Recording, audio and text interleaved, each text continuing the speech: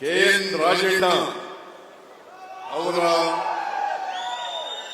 75ನೇ ಜನ್ಮದಿನದ ಅಮೃತ ಮಹೋತ್ಸವ ಮತ್ತು ಅಭಿನಂದನಾ ಗ್ರಂಥ ಬಿಡುಗಡೆ ಸಮಾರಂಭ ಇದರ ಅಧ್ಯಕ್ಷತೆ ವಹಿಸಿರ್ತಕ್ಕಂಥ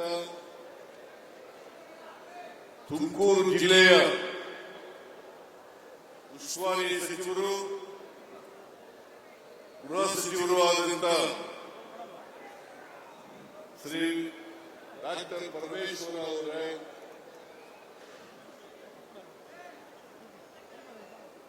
ಸನ್ಮಾನಿತರಾದಂತ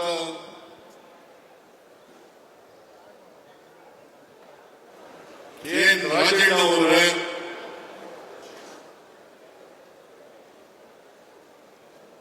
ಅವರ ಧರ್ಮಪತ್ನಿ ಶ್ರೀಮತಿ ಶಾಂತಲಾ ಅವರೇ ಮತ್ತೆ ಅವರ ಕುಟುಂಬ ವರ್ಗದ ಎಲ್ಲ ಸದಸ್ಯರುಗಳೇ, ಈ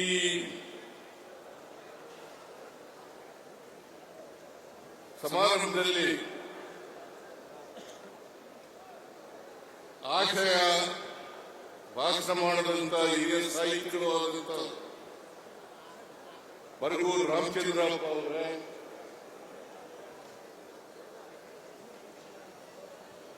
ನನ್ನ ಎಲ್ಲ ಸಹೋದ್ಯೋಗಿ ಮಿತ್ರರೇ, ಶಾಸಕ ಮಿತ್ರರೇ, ಮಾಜಿ ಶಾಸಕರುಗಳೇ,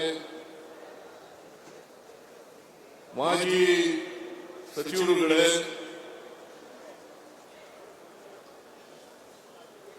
ವೇದಿಕೆ ಮೇಲೆ ಇರತಕ್ಕಂಥ ಎಲ್ಲ KN ರಾಜಣ್ಣನವರ ಅಭಿಮಾನಿಗಳೇ, ಆಹ್ವಾನಿತ ಗಣ್ಯರೇ, ಇಲ್ಲಿ ಇಷ್ಟೊಂದು ದೊಡ್ಡ ಸಂಖ್ಯೆಯಲ್ಲಿ ಸೇರಿದಂತ ಎಲ್ಲ ಆತ್ಮೀಯ ಬಂಧುಗಳೇ, ತಾಯಂದಿರೇ, ಯುವಕ ಮಿತ್ರರೇ, ಮಾಧ್ಯಮದ ಎಲ್ಲ ಗೆಳೆಯರೇ, ನಾನು ಈ ಸಂದರ್ಭದಲ್ಲಿ ಸಹಕಾರ ಸಚಿವರಾದಂಥ KN ರಾಜಣ್ಣನವರು 74 ವರ್ಷಗಳನ್ನು ತುಂಬಿ 75ನೇ ವರ್ಷಕ್ಕೆ ಕಾಲಿಡ್ತಾ ಇದ್ದಾರೆ. ಸರಿಯುವ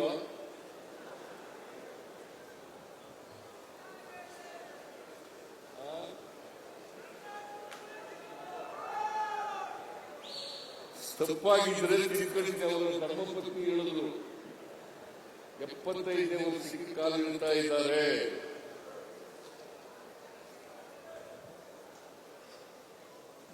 ಅವರಿಗೆ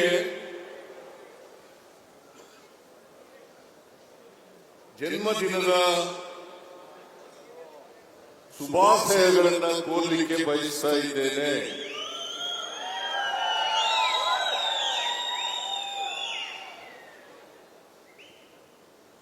ಈ ಸಂದರ್ಭದಲ್ಲಿ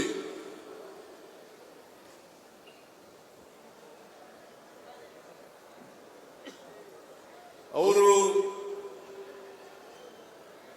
100 ವರ್ಷಗಳಿಗೂ ಹೆಚ್ಚು ಕಾಲ ಬಾಳಲಿ ಅಂತೇಳಿ ಹಾರೈಸ್ತೇನೆ.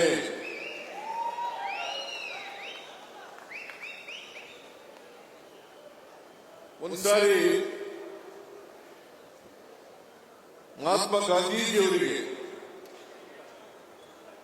ಅವರ ಅಭಿಮಾನಿಯೊಬ್ಬರು ಪತ್ರ ಬರೀತಾರೆ, 100 ವರ್ಷ ಬಾಳಿ ಅಂತೇಳಿ ಪತ್ರ ಬರೀತಾರೆ. ಅವರು ಅವರ ಅಭಿಮಾನಿಗೆ ಉತ್ತರ ಕೊಡ್ತಾರೆ, 100 ವರ್ಷ ಅಂತೇಳಿ ಕಡಿಮೆ ಹೇಳ್ಬಿಟ್ಟಿದ್ದೀನಿ ನಾನು 125 ವರ್ಷ ಬದುಕಬೇಕು ಅಂತೇಳಿ ಇಚ್ಛೆ ಇಟ್ಕೊಂಡಿದ್ದೀನಿ ಅಂತೇಳಿ ಮಹಾತ್ಮ ಗಾಂಧೀಜಿಯವರು ಅವರ ಅಭಿಮಾನಿಗೆ ಉತ್ತರ ಕೊಡ್ತಾರೆ. ನಾನು ಈ ಸಂದರ್ಭದಲ್ಲಿ ರಾಜಣ್ಣನವರು 100 ವರ್ಷಗಳಿಗೂ ಹೆಚ್ಚು ಕಾಲ ಬಾಳಲಿ ಅಂತಲ್ಲಿ ದೇವರಲ್ಲಿ ಪ್ರಾರ್ಥನೆಯನ್ನು ಮಾಡ್ತೇನೆ.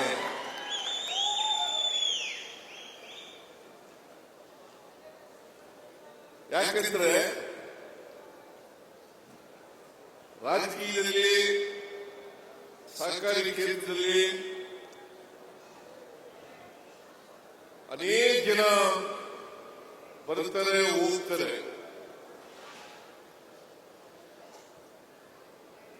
ಇವರು ರಾಜಕೀಯ ಅಂದ್ರೆ ಜನಸೇವೆ, ಸಹಕಾರ ಕ್ಷೇತ್ರ ಅಂದ್ರೆ ಜನಸೇವೆ ಅಂತ ತಿಳ್ಕೊಂಡಿರ್ತಕ್ಕಂಥ ರಾಜಕಾರಣಿ. ಅದರಲ್ಲೂ ವಿಶೇಷವಾಗಿ ಈ ಸಮಾಜದಲ್ಲಿರ್ತಕ್ಕಂಥ ಬಡವರು, ಯಾವುದೇ ಜಾತಿಗೆ ಸೇರಿರಬಹುದು, ಯಾವುದೇ ಧರ್ಮಕ್ಕೆ ಸೇರಿರಬಹುದು, ಯಾವುದೇ ಭಾಷೆ ಮಾತನಾಡಬಹುದು, ಆ ಜನರ ಬಗ್ಗೆ ಕಾಳಜಿ ಇದೆಯಲ್ಲ ಅದು ಬಹಳ ಮುಖ್ಯ. ಸಮಾಜದಲ್ಲಿರ್ತಕ್ಕಂಥ ಎಲ್ಲ ಬಡವರಿಗೂ ಕೂಡ ಸಹಾಯ ಮಾಡಬೇಕು, ಅವರ ಕಷ್ಟದಲ್ಲಿ ಭಾಗಿಯಾಗಬೇಕು, ಅವರನ್ನ ಸಹಾಯ ಮಾಡಿ ಆರ್ಥಿಕವಾಗಿ ಮೇಲಕ್ಕೆ ಎತ್ತಕ್ಕಂಥ ಪ್ರಯತ್ನವನ್ನು ಮಾಡಬೇಕು ಅಂತಕ್ಕಂಥ ಕಾಳಜಿ ಇದೆಯಲ್ಲ ಅದು ಬಹಳ ದೊಡ್ಡ ಗುಣ ಅಂತಕ್ಕಂಥ ಮಾತುಗಳನ್ನು ಹೇಳಲಿಕ್ಕೆ ಬಯಸ್ತಾ ಇದ್ದೇನೆ. ಅದು ಎಲ್ಲ ರಾಜಕಾರಣಿಗಳಲ್ಲೂ ಕೂಡ, ಎಲ್ಲ ಸಹಕಾರಿಗಳಲ್ಲೂ ಕೂಡ ಅದು ಬರಬೇಕು. ಸಮಾಜದಲ್ಲಿ ಏರುಪೇರುಗಳಿದ್ದಾವೆ. ಬಡವರಿದ್ದಾರೆ, ಶ್ರೀಮಂತರಿದ್ದಾರೆ, ಮೇಲ್ಜಾತಿಯವರಿದ್ದಾರೆ, ಕೆಳಜಾತಿಯವರಿದ್ದಾರೆ. ಇವೆಲ್ಲವೂ ಕೂಡ ನಮ್ಮ ಸಾಮಾಜಿಕ ವ್ಯವಸ್ಥೆ. ಈ ಸಾಮಾಜಿಕ ವ್ಯವಸ್ಥೆಯನ್ನ, ಈ ಅಸಮಾನತೆಯನ್ನ ತೊಡಗಿಸಬೇಕು. ಅಸಮಾನತೆಯನ್ನು ತೊಡಗಿಸಿ ಎಲ್ಲರೂ ಮುಖ್ಯವಾಗಿ ಇಲ್ಲಿಗೆ ಬರ್ತಕ್ಕಂಥ ಪ್ರಯತ್ನವನ್ನು ಮಾಡತಕ್ಕಂಥದ್ದೇ ನಿಜವಾದ ರಾಜಕೀಯ ಗುರಿ. ಅದನ್ನೇ ನಮ್ಮ ಸಂವಿಧಾನ ಹೇಳ್ತಕ್ಕಂಥದ್ದು. ನಮ್ಮ ಸಂವಿಧಾನ ಬಹಳ ಸ್ಪಷ್ಟವಾಗಿ ಹೇಳ್ತದೆ,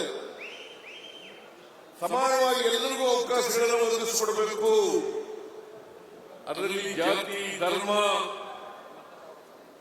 ಪ್ರದೇಶ, ಭಾಷೆ ಯಾವುದು ಬರಲ್ಲ. ಮನುಷ್ಯತ್ವ ಇರಬೇಕು. ಬಹಳ ಮುಖ್ಯವಾಗಿ ಪ್ರತಿಯೊಬ್ಬರಿಗೂ ಕೂಡ ಮನುಷ್ಯತ್ವ ಇರಬೇಕು. ಮನುಷ್ಯತ್ವ ಇದ್ದಾಗ ಮಾತ್ರ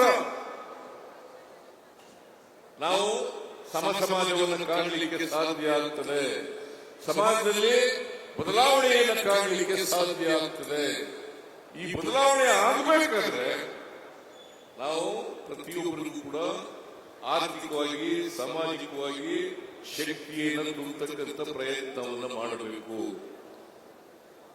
ಬಾಬಾ ಸಾಹೇಬ್ ಅಂಬೇಡ್ಕರ್ ಒಮ್ಮೆ ಹೇಳ್ತಾರೆ, ಈ ದೇಶಕ್ಕೆ ಸ್ವಾತಂತ್ರ್ಯ ಬಂದದ್ದು ಸಾರ್ಥಕ ಆಗ್ಬೇಕಾದ್ರೆ ಪ್ರತಿಯೊಬ್ಬರಿಗೂ ಕೂಡ ಆರ್ಥಿಕ, ಸಾಮಾಜಿಕ ಸ್ವಾವಲಂಬನೆ ದೊರಕಿದಾಗ ಮಾತ್ರ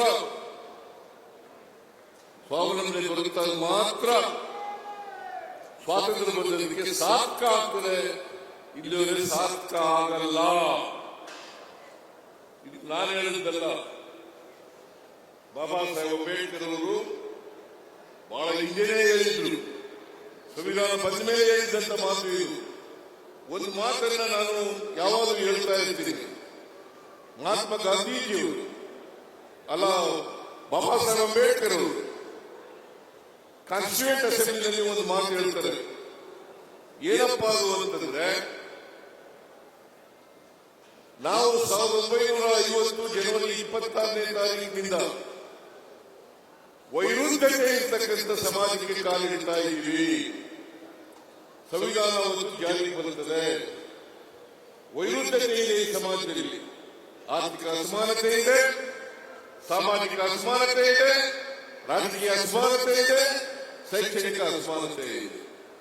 ಇಂಥ ಸಮಾಜಕ್ಕೆ ನಾವು ಕಾಲಿಡ್ತಾ ಇದ್ದೀವಿ. ಇವರಿಗೆ ಸಮಾನ ಅವಕಾಶವನ್ನು ಕೊಟ್ಟು ಸಮ ಸಮಾಜವನ್ನು ನಿರ್ಮಾಣ ಮಾಡಬಹುದ್ರೆ ಯಾವ ಪ್ರಜಾಪ್ರಭುತ್ವವನ್ನು ನಂಬಿಕೊಂಡಿದ್ದೀವಿ ನಾವು? ಪ್ರಜಾಪ್ರಭುತ್ವದ ಸೌಧ ಇದೆಯಲ್ಲ, ಅದನ್ನೇ ಧ್ವಂಸ ಮಾಡ್ತಾರೆ ಅಂತಕ್ಕಂಥ ಮಾತುಗಳನ್ನ 1949 ಜನವರಿ 25ನೇ ತಾರೀಕು ಹೇಳಿದಂತ ಮಾತುಗಳು.